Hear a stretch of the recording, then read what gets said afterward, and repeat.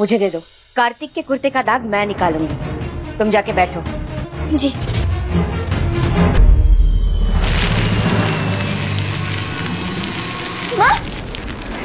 मौसी जी।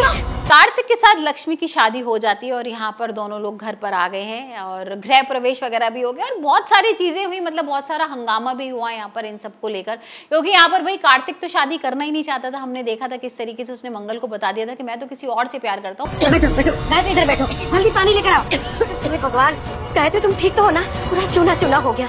माँ, डॉक्टर को बुलाओ। नहीं, तुम ठीक तो हो? पानी पियो गायत्री। आराम से। लक्ष्मी, मौसी जी का मुंह दिला दे।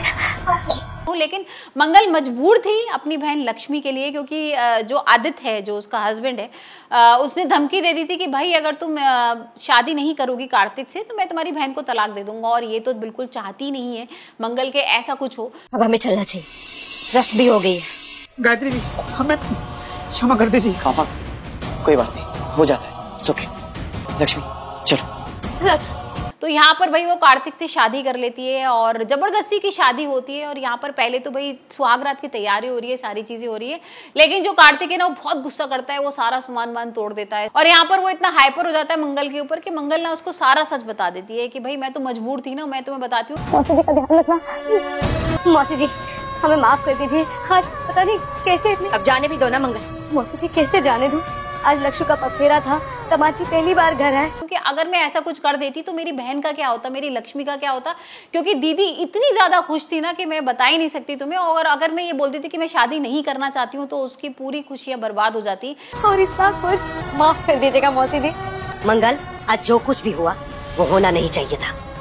यहाँ पर वो एकदम सदमे में चली जाती है और हो सकता है पता नहीं वो क्या कुछ कर लेती। तो ये सारी चीजें ना कार्तिक को फिर समझ में आने लगती है। यहाँ पर मंगल की जब बात आती है ना तो बहुत इमोशनल हो जाता है कार्तिक और बोलता है कि ठीक है चलो अभी जो हुआ वो देखते हैं। लेकिन यहाँ पर भाई दोनों लोग डिस्कस कर रहे हैं कि अब हम क्या करेंगे, क्योंकि ये तो शादी उन लोगों के अगेंस्ट हुई है ना।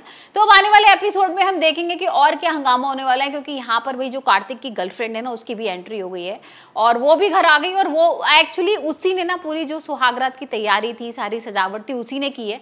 लेकिन ये सारी चीजें कार्तिक और लक्ष्मी को नहीं पता है। तो अब देखते हैं कि भाई किस तरीके का खुलासा होता है, क्या जो उसकी गर्लफ्रेंड है वो सामने आ जाएगी। वहीं दूसरी तरफ हम देख रहे हैं कि भाई पहला दिन है रसोई का और यहाँ पर मंगल जो है वो तैयारी करती है किचन में भाई, लेकिन यहाँ कुछ और ही हो जाता है।